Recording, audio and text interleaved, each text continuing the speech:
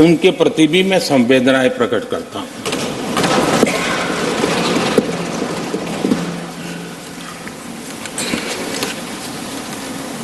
मैं उस दिन तो कह नहीं पाया, लेकिन मैं खड़गे जी का विशेष आभार प्रकट करता हूं।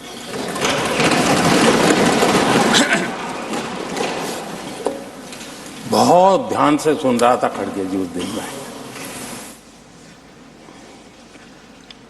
और ऐसा आनंद आया, ऐसा आनंद आया, ऐसा बहुत कम मिलता है। लोकसभा में तो कभी कभी मिल जाता है, लेकिन आजकल वो दूसरी ड्यूटी पर है, तो मनोरंजन कम मिलता है। लेकिन लोकसभा में मनोरंजन की जो कमी हमें खल रही है, उस दिन आपने पूरी कर दी।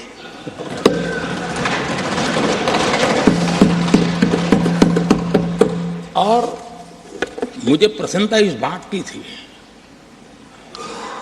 कि माननीय खड़गे जी काफी लंबा और बड़ी इम्तिहान वजह से शांति से बोल रहे थे। समय भी काफी लिया था। तो मैं सोच रहा था कि आजादी मिली कैसे, इतना सारा बोलने की आजादी मिली कैसे। तो मैं सोच तो रहा था, लेकिन बाद में मेरे ध्यान में आया कि 2 स्पेशल कमांडर जो रहते ना, उस दिन नहीं थे और आजकल नहीं रहते वो। और इसलिए बहुत भरपूर फायदा स्वतंत्रता का आदरणीय खड़गे जी ने उठाया।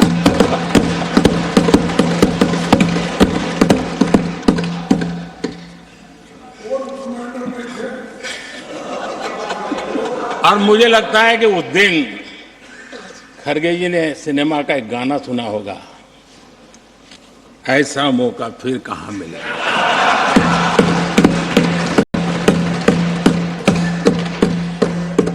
और खड़गे जी भी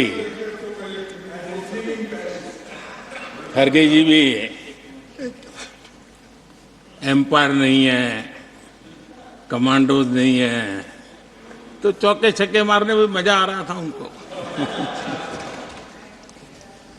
लेकिन एक बात खुशी की रही, उन्होंने जो 400 सीट एनडीए के लिए आशीर्वाद दिया था,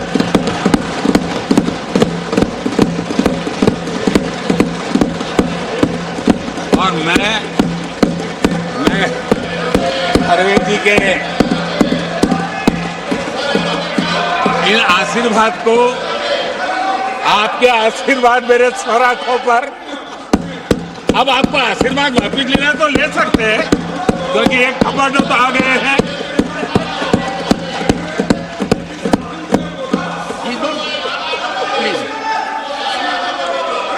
आदरणीय सभापति जी,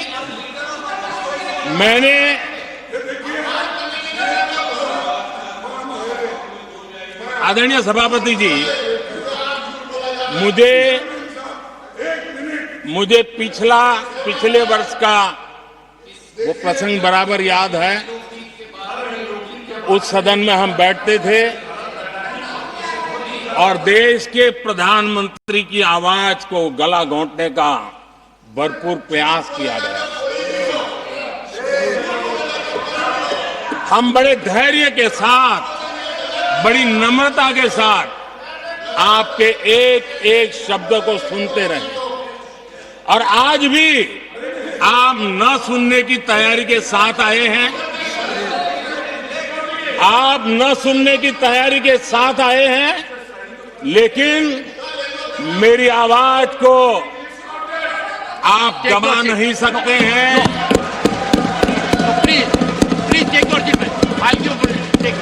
देश की जनता ने इस आवाज को ताकत दी हुई है। देश की जनता के आशीर्वाद से आवाज निकल रही है, और इसलिए आपने पिछली बार, मैं भी इस बार पूरी तैयारी के साथ आया हूं।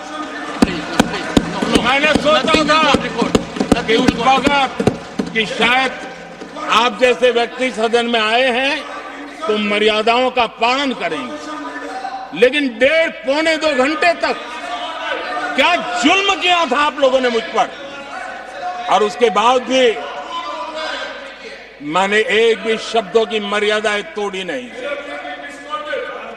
आदरणीय सभापति जी, मैंने भी एक प्रार्थना की है, और प्रार्थना तो कर सकते हैं और मैं तो करता रहता हूं। पश्चिम बंगाल से आपको जो चैलेंज आई है,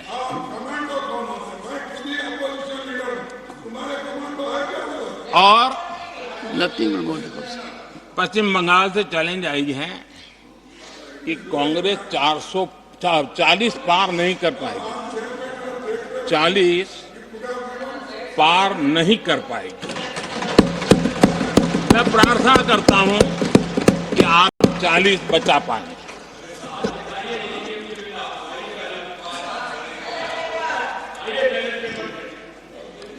आदरणीय सभापति जी, हमको बहुत सुनाया गया है और हमने सुना है। लोकतंत्र में आपका कहने का अधिकार है और हमारी सुनने की जिम्मेवारी है।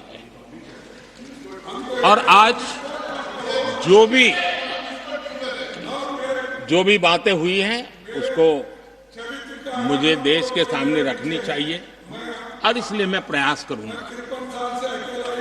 आदरणीय सभापति जी, ये जब सुनता हूं, उधर भी सुना इधर भी सुना, मेरा विश्वास पक्का हो गया है कि ये पार्टी सोच से भी आउटडेटेड हो गई है।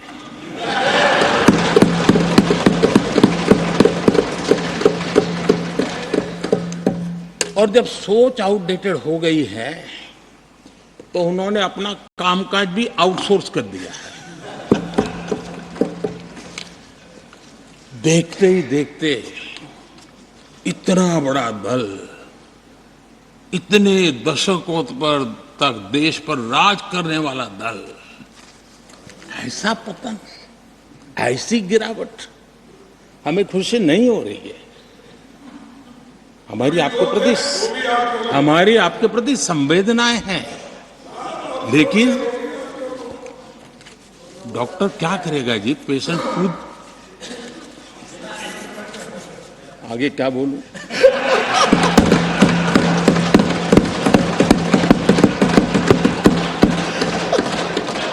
आदरणीय सभापति जी, ये बात सही है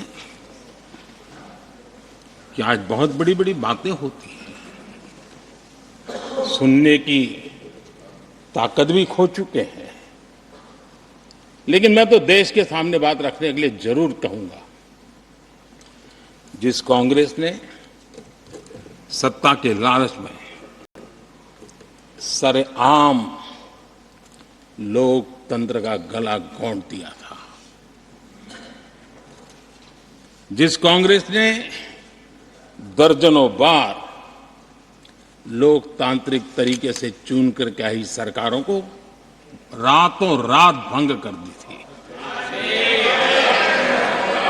बर्खास्त कर दिया, जिस कांग्रेस ने देश की संविधान लोकतंत्र की मर्यादाओं को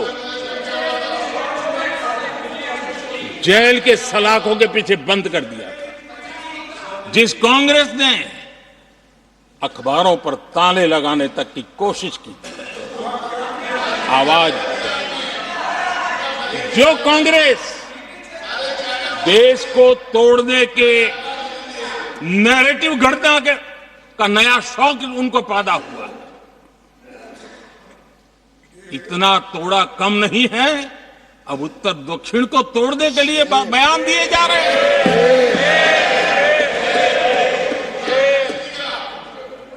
और ये कांग्रेस हमें लोकतंत्र और फेडरलिज्म उस पर प्रवचन दे रही है। आदरणीय सभापति जी, जिस कांग्रेस ने nothing, only the address will go on record. और भाषा के नाम पर देश को बांटने में कोई कसर नहीं छोड़ी।